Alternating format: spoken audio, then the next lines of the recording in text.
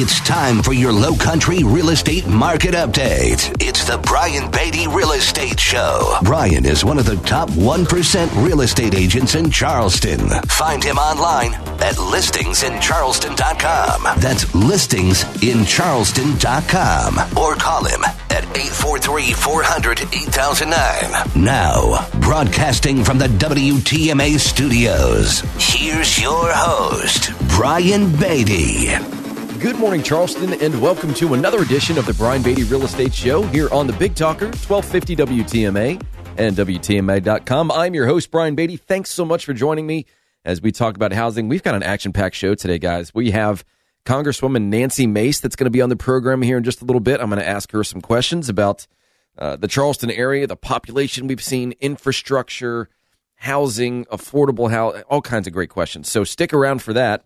We're going to talk a lot about institutional investors as well today. A lot of Wall Street money is purchasing property in the Charleston area. In fact, my team has been hired by one of them to help them purchase 50 properties a month. So I'm going to walk you through that and let you know how that's impacting the real estate market, how it's changing to an extent the supply and the demand, what you need to know as both a buyer competing with them and a seller that, of course, would, traditionally you'd think, well, I'm just going to sell my home to a buyer to move into it. Well, these folks are buying places. They're paying full price, cash as is, no appraisal, and it's a great deal. So I want to talk to sellers about that as well. We're also going to focus on the market for a little bit. A lot of changes. Things are still very much so fast-paced. They are starting to slow down a little bit, and that's what we're going to do first is really just kind of dive into the market. But, if at any point in time you guys have a question or you want to reach out to me and have a discussion with me about your real estate needs, you're thinking of buying a home, you're thinking of selling a home, investing in real estate, maybe even joining a real estate team as a career change, maybe you're an agent now and you just want more of what you've got, then please give me a call. I invite the phone call, and I'm here to help. I've got a lot of folks that call that listen to the show that just, hey, I need a good contractor, or what would you do in this situation? Happy to help in any way I can. My number is 843-800-0065. That's 843-800-0065. Or you can check us out online. Listingsincharleston.com is our website. Listingsincharleston.com. A lot of great information on there. Of course, you can find out anything that's for sale.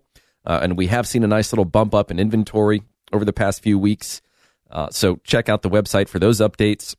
You can find out how much your home is worth. You can find out how many buyers we have for your home right now.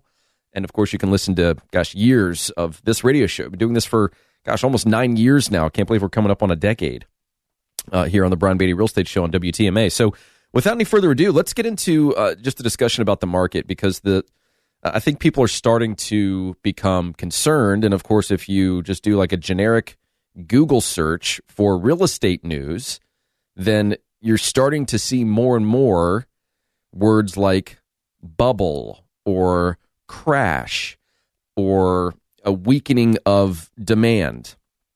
And we've talked a lot on this program about where the market is headed, in my opinion, and I'm not going to kind of go through all of that again. Certainly go to listingsincharleston.com or, iTunes, Google Play, Spotify. We've got a podcast as well that we turn the show into. So all that information is readily available. I want to just talk about kind of the here and now right now. Because here we are, we've had the Fed raise rates again.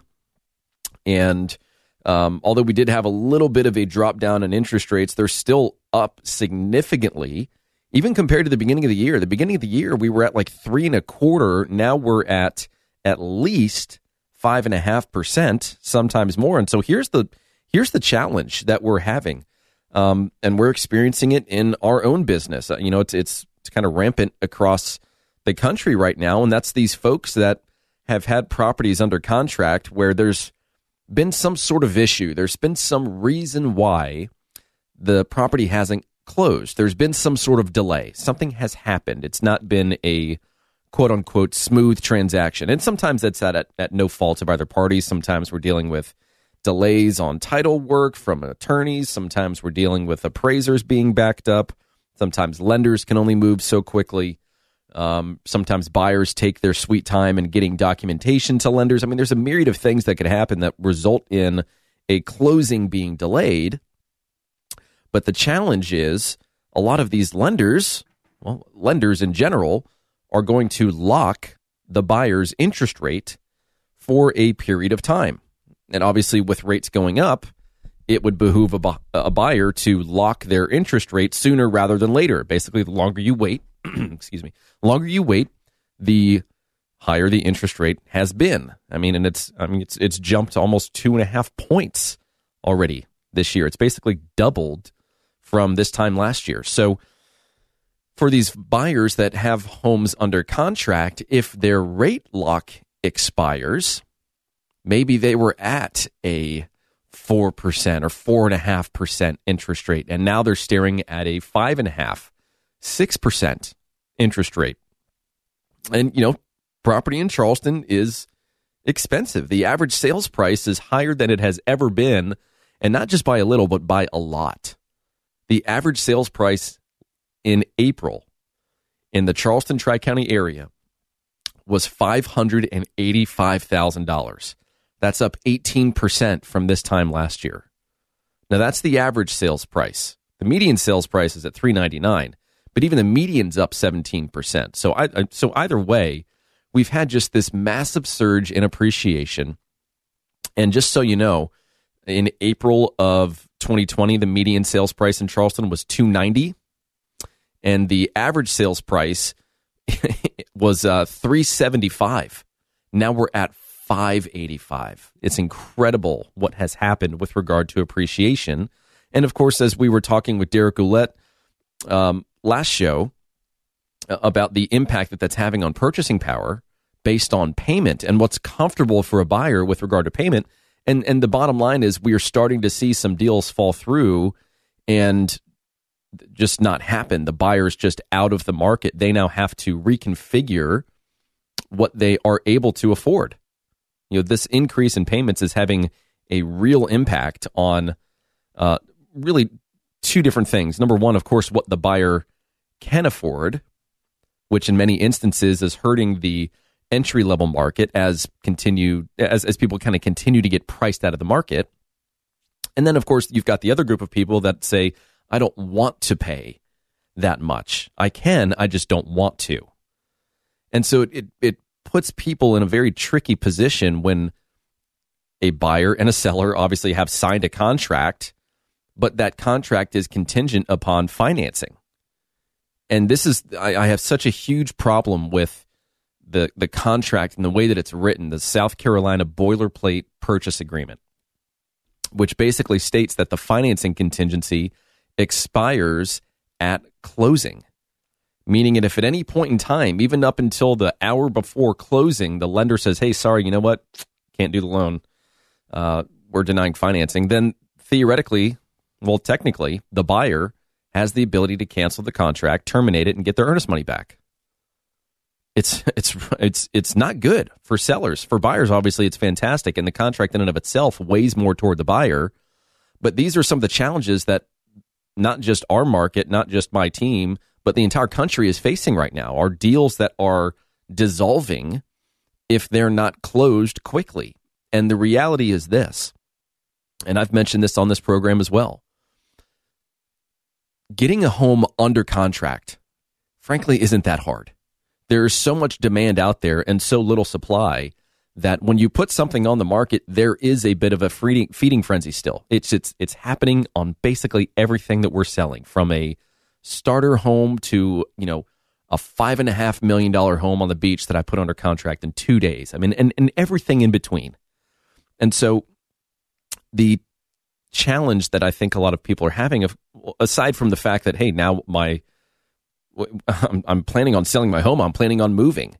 Now you're telling me that you can't move forward with the purchase, or you don't want to move forward with the purchase, and it's going to result in a lot of earnest money disputes. And frankly, I think it's going to start to result in quite a few ethical charges against agents, because agents are busy. And hey, I get it. We're all busy. It's a fast-paced market.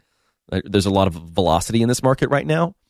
But I'm noticing a lot of agents just not being careful contractually, letting things slide, letting deadlines go past, thinking that everything is going to be okay. And then as soon as that happens, almost like clockwork. Something in a contract goes wrong. And then the agent that has been lackadaisical is realizing, oh no, I have messed up. I did not properly protect my client, or whatever the case might be. I guess the point in telling you all this, though, is that when you're working with a real estate agent, I would not necessarily measure their success based on your ability to get a buyer for your home. That in and of itself in this market is simpler than it has been in a long time. Now, obviously, there's a strategy associated with being able to get the most money possible and the best terms possible based on a multiple offer scenario, and the way in which you handle that, and the way in which you employ a strategy to get the highest price and the best terms. I think there is real skill involved, and the experienced agents know how to get more money for their sellers. I'm adamantly a true believer in that. But where their skill really comes in is from the contract to close process. All those little things that can go wrong, and sometimes do go wrong if left unchecked. And this is where communication comes into play, because agents are so bad at communication. If you want to work with somebody that you have to constantly chase and ask for updates, then, welcome to our industry. That's what we're known for. We're just consistently bad at communication. It's one of the few things in our industry that's free. You don't have to pay any money to just be a good communicator. But it's something that I find and have found in my 16-year career as being probably the number one complaint about real estate agents.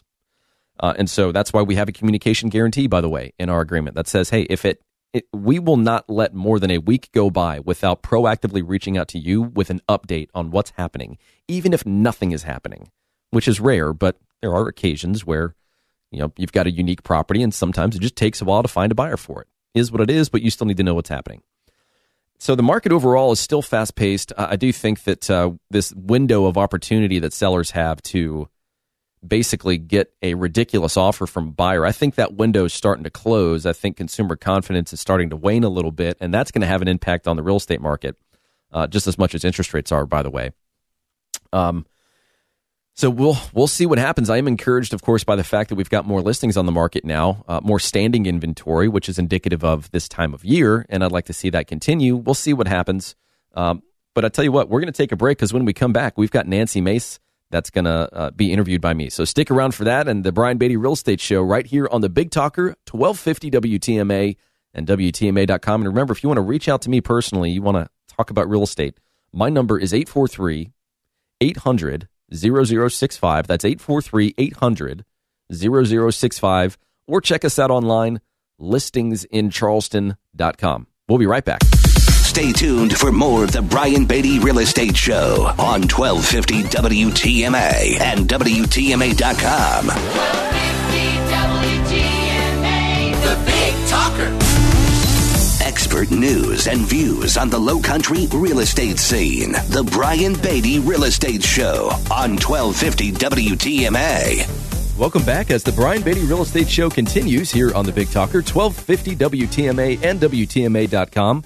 Again, if you'd like to reach out to me, you have any questions about real estate, you're thinking of buying, selling, investing in real estate, maybe you're an agent, you're thinking about getting into the business, we're here to help. 843-800-0065 is the number to call, 800-0065, or you can check us out online at listingsincharleston.com. So now that we've got that housekeeping out of the way, very excited to bring on Congresswoman Nancy Mace. Nancy, are you there? Yes, sir. I sure am. Awesome. So, pretty incredible success story, Nancy. I mean, grew up here in the Low Country. Citadel's first grad from its Corps cadets in '99. Master's from University of Georgia. Started your own company in '08. Focused on technology and PR and marketing, and then you switched over to commercial real estate, which is how I know you.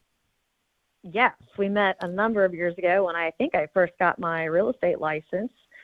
We were operating out of the same offices in Mount Pleasant. Yeah. And so, of course, now here you are in Congress. And so I've got just a few questions for you and curious to know your take on this. But the first one, we'll just kind of keep it kind of, easy, so to speak. And that is that just, being born and raised here and remaining a resident of Charleston. I'm curious, what surprises you the most about the transformation of Charleston over the past 20 years? Well, growing up here, I'll say I was born at Fort Bragg, but when my dad retired from the Army, his family is originally from South Carolina, so he retired to Goose Creek. And I will tell you, I remember the very first time I ever drove over 526, going over the Don Holt for the first time. And there was not a single car on the road. And you fast forward it decades later now, and now that I'm representing the 1st Congressional District here on the Hill, on Capitol Hill, the amount of growth that we had, we're the 10th fastest growing congressional district in the nation. And they're people from all over the country. It's not just the Northeast, it's the Midwest. It's people moving here from Aiken or Greenville, also from all over the state of South Carolina. In fact, I'd tell you in the last 2 years, we've had, almost 50,000 people register to vote in the 1st Congressional District. The kind of growth that we had, it's been kind of crazy over the last couple of years. Yeah. And it's demanding on our resources, our infrastructure, development, those kinds of things. Obvious, our infrastructure is behind on the development and the growth. It's hard to keep up when you're moving at that kind of pace.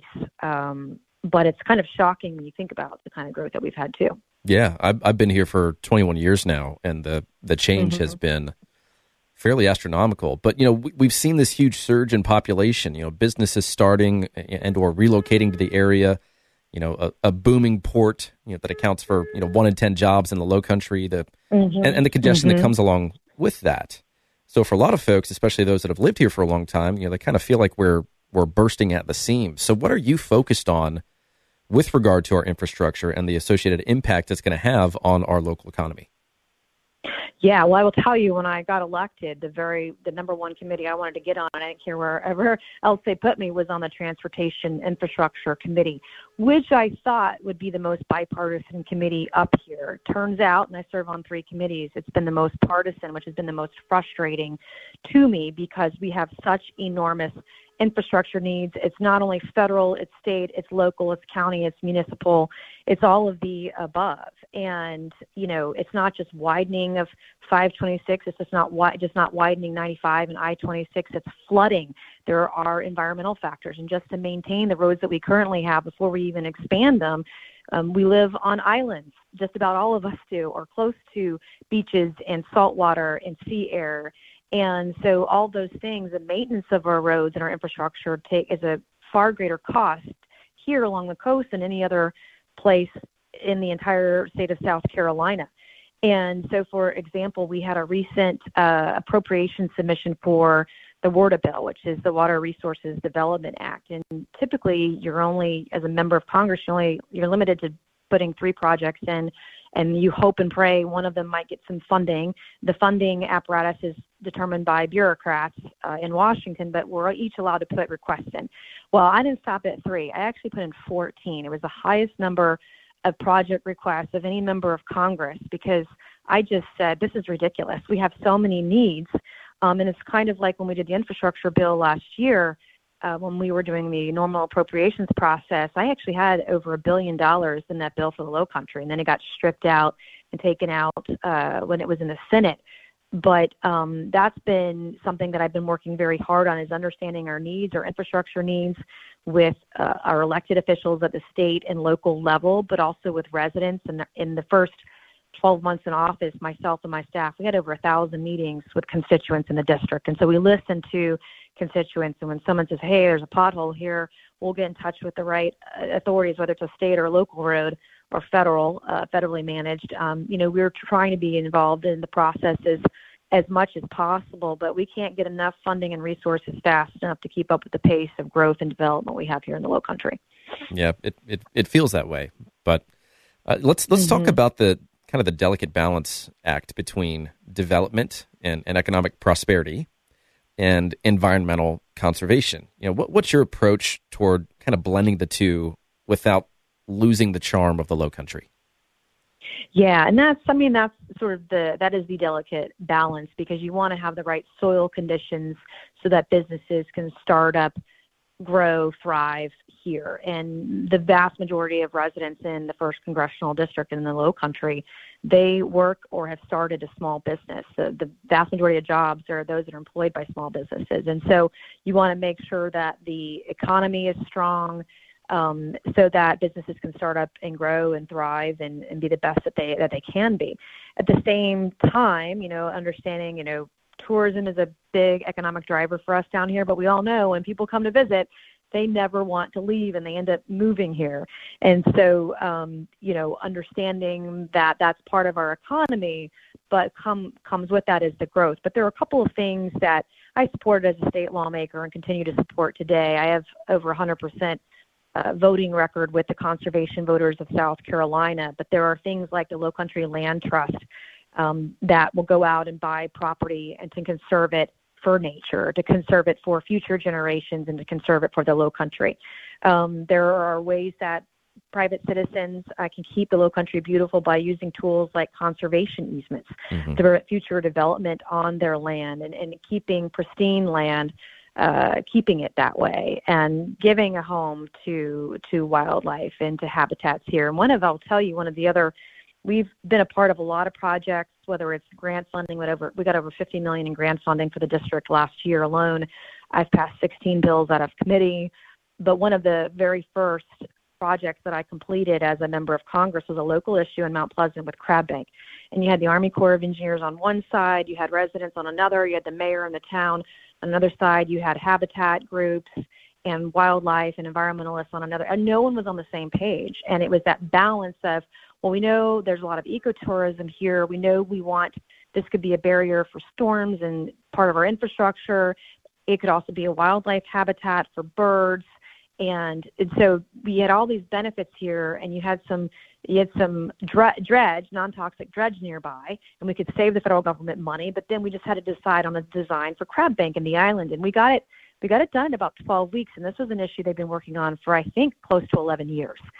And one of the things I've realized in this position is that sometimes there's just a huge gap in communication, and stakeholders and groups and organizations and residents are not talking to each other. Like, you might get a public notice about an event, hey, we're doing something, but then nobody shows up. And it's just demanding that people have that conversation and figure out, well, where do we go from here? How do we make sure that we protect our environment, that we protect our infrastructure, and we have the resources when the demand needs to be met. And that was a project I was really proud of, but that had that intersection of the economy, prosperity, the environment, conservation, all the things that those who live here in the Low Country love and want to protect. Right. So, as you've seen, as we've all seen, the massive increase in property values over the past several years. I mean, we were the numbers came out just a few days ago, but 10 years ago, we were at a $255,000 average sales price. Now we're at $585,000, which is incredible. But you couple that with, the recent increase in interest rates, the effects of inflation, affordable housing is a real challenge in the Low Country. What's being done about that? What kind of conversations are you guys having about that? Yeah, it is an enormous challenge. And I talk to residents all the time. Most people in the Low Country who've been here for 2 years have seen the prices of their houses double. Some people want to sell, but then it's where do you go because the cost of housing is so high. And then don't get me started on rent. I was looking at rent rates the other day, and I know in some places a 3-bedroom apartment costs $3,000. Like, what are you talking about? This is really unaffordable for many people. And so one of the things I think when you're talking about cost of living and the cost of housing is ensuring that the government at the federal, state, and local level isn't putting caps or parameters on wages. So, I know last year and the year before, people were demanding a $15 minimum wage. Well, guess what? That is not enough. And by the way, I believe in the free market, and the market has determined that an entry-level job in the Low Country is going to net you far more than that. You're looking at 18 to 20 starting out at a fast food restaurant, for example. The steel mill in Berkeley County, those folks are making on average $114,000 a year. And so we want to make sure that there aren't government regulations that are preventing people from making the most that they can in whatever industry that they work in. And the other thing that you see is, and this is on the books in some local cities and municipalities and towns, but there are ordinances that are rarely used that are supposed to incentivize developers to get a tax break or a tax incentive or a tax credit if they have a certain percentage of their units that are for workforce housing. And so how do we find that blend of putting some incentives in place so that there is affordable housing? And I've seen it on Daniel Island where, the developer, when it was built, was put in workforce housing in different parts of the island, and it's worked really well. And so in what ways can we encourage developers to continue along those lines? In the same way that we want them to conserve the land and not just develop on all of it, but leave some of it for nature and wildlife, the same way we should find ways to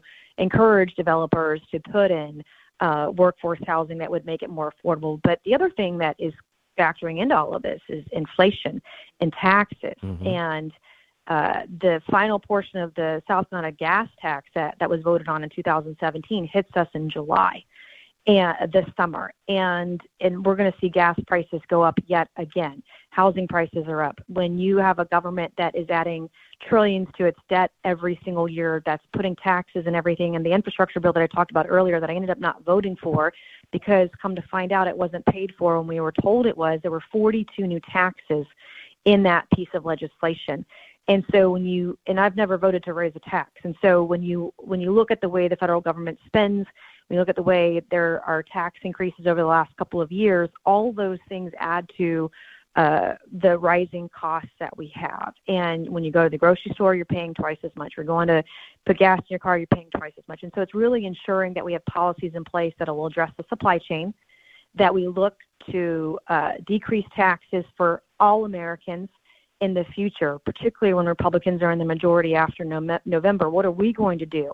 And I think that means addressing inflation. That means balancing the federal budget with something like the penny plan that cuts a penny for every federal dollar that government spends and balances the budget in 5 years, but looking at ways to reduce taxes, to reduce our spending, but also, as you know, in the home building and real estate business, our regulations in this country make the cost of goods and to produce and build things a lot higher. The cost of building a house now is 25 to 30% more expensive because of regulations. There are houses on the market right now that can't close because they're missing a metal or plastic protector on something like the water meter or their electric meter. It's just like, what? Why are we making things harder? Why are we not working smarter? And so, our regulatory policy has to be looked at. We've got to look at repealing regulations that get in the way and cost us from being able to do business, produce goods, and make things and build things in this country. Agreed. So, South Carolina, I think, has a real opportunity to improve its attractiveness even further by improving education, which kind of consistently is in the bottom quadrant nationally, we'll just say. So, among the Low Country, there's some great public and charter and private schools, but there's some room for improvement. So what's your approach to tackle that issue? Yeah, and I will tell you, this is an issue that was really bothersome to me as a state lawmaker. The way that the state of South Carolina spends educational dollars, we're about 50%. We're in the middle of the country, 23, 24, 25, in the amount of money we spend per student, per pupil in South Carolina public schools. But then you look at our outcomes, we're dead last. We're behind Mississippi. This is not a good place to be. But when you look at the spending we have per pupil, and then you find out how much actually makes it into the classroom versus how much gets paid to bureaucrats, whether that's in D.C. or whether that is in the state of South Carolina, not enough money is making it into the classroom. And God forbid we try to pay our teachers a living wage in this country and in our state, but we are not putting enough focus into the classrooms, paying our teachers, ensuring that resources go to students who need them, so that teachers and schools don't have to beg for help. We just waste a lot of money when it comes to not only the federal side of it, federal agency, the Department of Education, but the state level, State Department of Education is just as bad. And so we've got to find ways and now there's a big election on the state superintendent of education, but find someone who's going to be more efficient and more effective with getting those dollars into the classroom. And that will make learning and education for all students from all walks of life, all colors, all zip codes, better off in the future. Perfect. Last question for you. Keeping in mind that this show is, focused on housing, what is it that I haven't asked you that you feel is important for our listeners to know? You've asked a lot of great questions for a real estate program. We've dived in pretty deeply. I would say, it's really important. We look at things at the federal level. We're all paying attention. We're all on social media. But I would say, I would just encourage folks to look at local issues and how you can make a difference. Because sometimes at the state level, whether it's state politics, the governor, the state legislature, the state house, or the state senate, county councils, school boards, city councils, you name it, they can have a much faster impact on our community than the federal government ever could. And although I'm a Republican and I'm in the minority and I've passed several pieces of legislation, 16 bills now out of committee, the federal government is just so slow. Only one of those 16 bills is going to be signed into law. It'll be signed into law by the president later this year, but we move very, very slowly. And so I would encourage people where there is tremendous need, where there is a tremendous challenge, not to neglect to look at what's going on at the local level, how to have your voices heard, and doing it in a way that brings the community together. Because as a conservative, I know that our goals are the same, but how we get there can often be different. And it's by using persuasion, it's using data, it's using information to make a persuasive argument, to bring people together on both sides of the aisle, on both sides of an argument.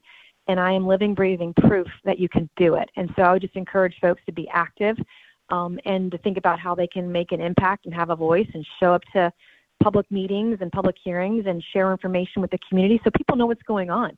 These issues affect all of us at various levels and to varying degrees, but when we educate ourselves and educate each other, we can make a true difference and have a strong voice when we work together. Awesome. Well, Congresswoman Nancy Mace, thank you so much for your time. We really appreciate it. Great discussion. Thank you, Brian. And you enjoy the rest of your day. Yes, sir. Thank you so much and have a great day. All right. Take care. And good to hear your voice again. Yeah, good talking to you as well. Yes, sir. All right, bye. All right, so stick around for a little bit more of the Brian Beatty Real Estate Show as it continues right here on the Big Talker 1250 WTMA and WTMA.com. It's the Brian Beatty Real Estate Show. Broadcast Saturday mornings at 9 and Sunday mornings at 10 on the Big Talker 1250 WTMA. 1250 WTMA. Now, here's more of the Brian Beatty Real Estate Show on the Big Talker 1250 WTMA. Welcome back, folks, as the Brian Beatty Real Estate Show continues here on the Big Talker 1250 WTMA and WTMA.com. And I always like to take a moment and just say thank you to those of you that listen to the show and rely on the information within it. We just had a great discussion with Congresswoman Nancy Mace about what's happening here in the Lowcountry. And that's really the aim of this show, is to help you better understand where you live and the growth that we're seeing, and of course how that relates to housing here in the Lowcountry, the real estate market, whether it's national news that affects us, regional news that affects us. I want you, the listener, to be an informed consumer, and that's the purpose of the show. So thank you so much to those that listen to it. And if you want to reach out to me, if you have some questions, you're thinking of buying, selling, investing in real estate, you're looking for a reputable real estate agent. Sold over 1,000 properties here in the Lowcountry, about $1 billion worth of real estate represented. So if you'd like to reach out to me, my number is 843-800-0065. That's 843-800-0065. Call or text that number. Or you can visit us online at listingsincharleston.com. That's listingsincharleston.com. If you didn't catch the interview that I had with Nancy Mace, it will be on our website shortly. Or you can check us out on iTunes, Spotify, YouTube, Google Play. Just search Brian Beatty and hopefully you'll find us with whatever way you want to listen or watch to this show. So I want to switch gears just a little bit. I want to talk about how to prepare for the spring market. I mean, obviously we're right in the middle of it right now, and we're seeing some more properties hit the market, which is encouraging, and it's about time, but it's also a product of the seasonality of our market.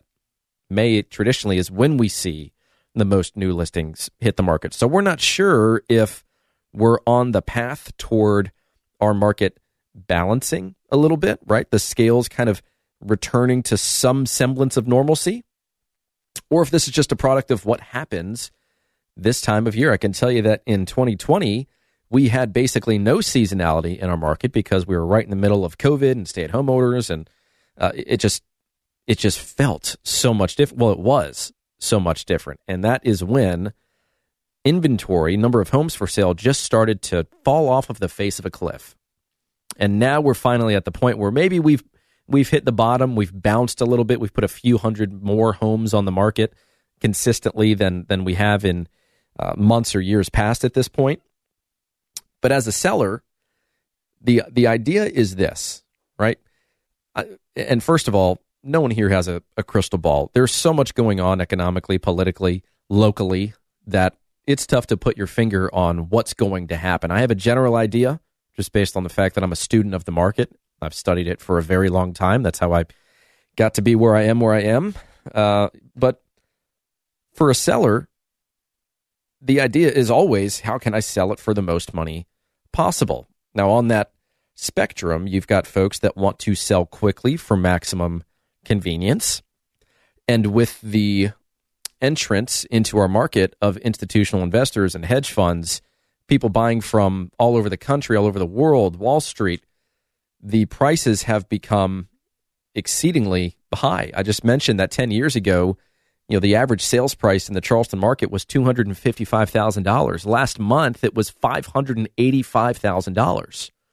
We've seen an incredible amount of appreciation and price growth as a result of everyone moving here and just the overall demand for housing. But now that interest rates are where they are, couple that with inflation, couple that with low inventory, and demand is still strong, but it is starting to wane a little bit. We are starting to see that in some markets, and it really is going to kind of show up first in the second home market, just because of the nature of those transactions. They are wants. They are not needs for buyers.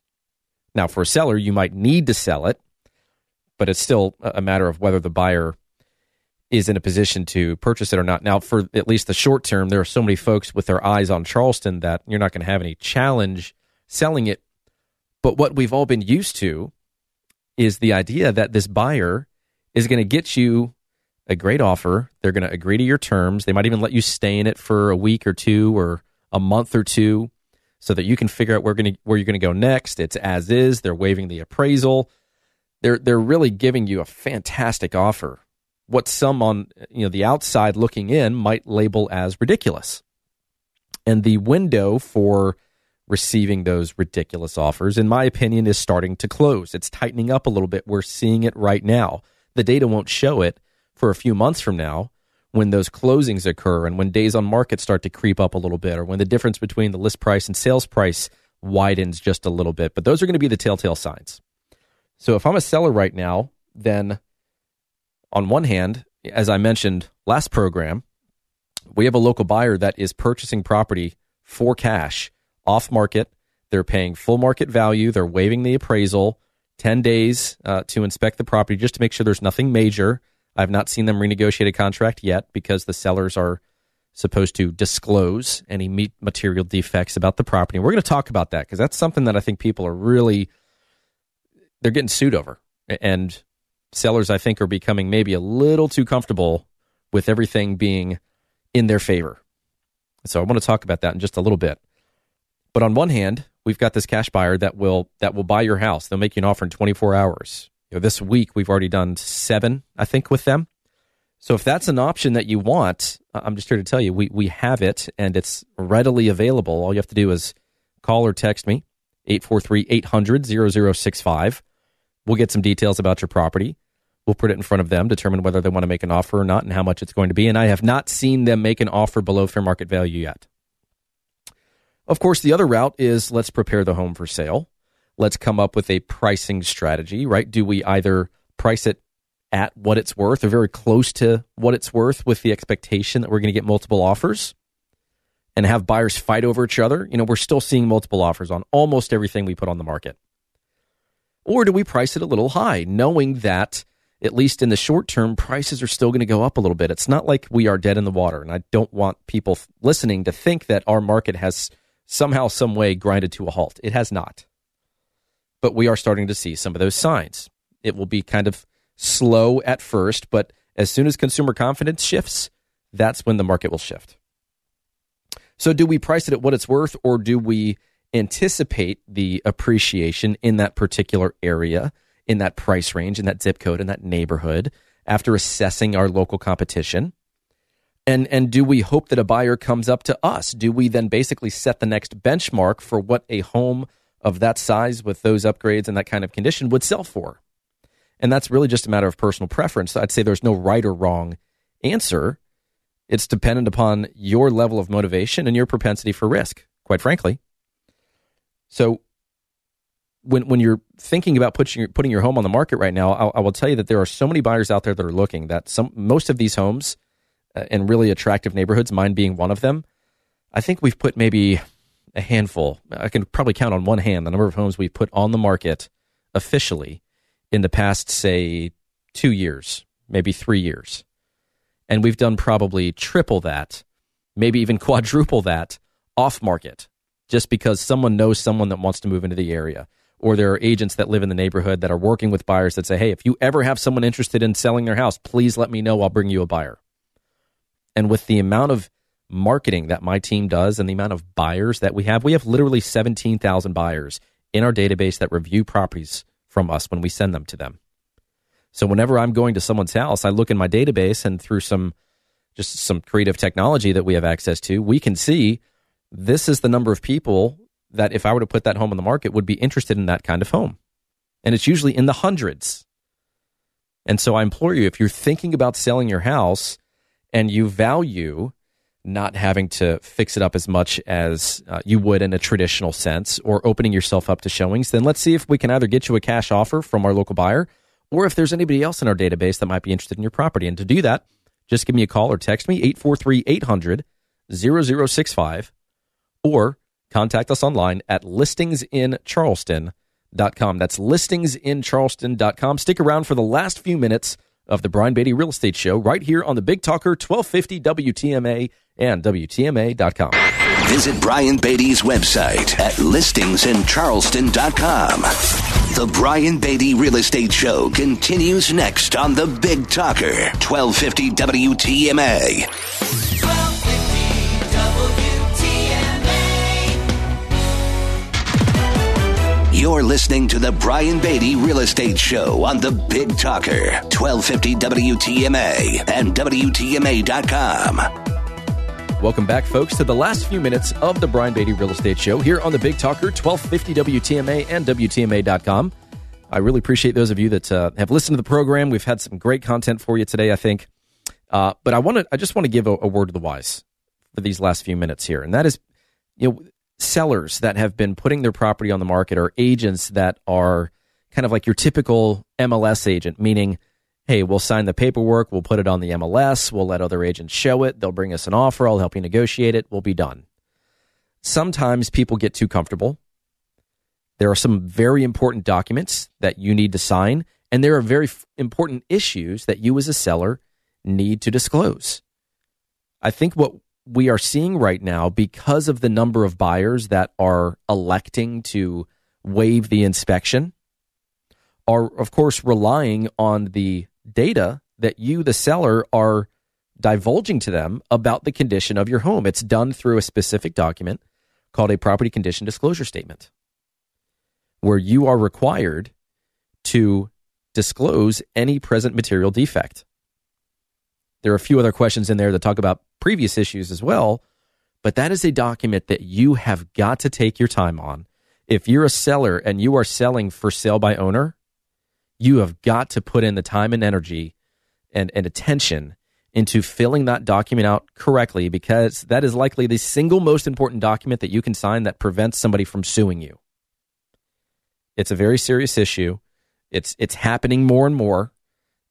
There are plenty of attorneys in town that have reported that the number of lawsuits for specific performance or negligence or failure to disclose material defects is going through the roof.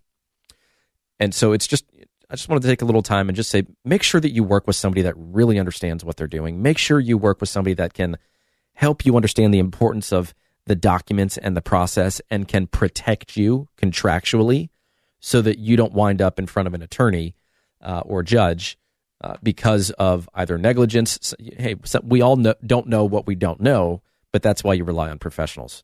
So if that's something that I can help you with, if you're thinking about selling for sale by owner, please at least let me allow let me send you the documents that you're going to need and give you an explanation of what you need to do so that you don't get yourself in trouble. So if I can help you with that, my number is 843-800-0065. That's 843-800-0065. Or go to listingsincharleston.com, or you can send me an email, brian@brianbeattyteam.com. But thank you so much for listening. You guys enjoy the rest of your weekend. Thanks for tuning in to the Brian Beatty Real Estate Show on the Big Talker 1250 WTMA and WTMA.com. Join us for another edition of the Brian Beatty Real Estate Show next Saturday morning at 9 and Sunday morning at 10. Contact Brian Beatty online at listingsincharleston.com. That's listingsincharleston.com. Or call him at 843-400-8009.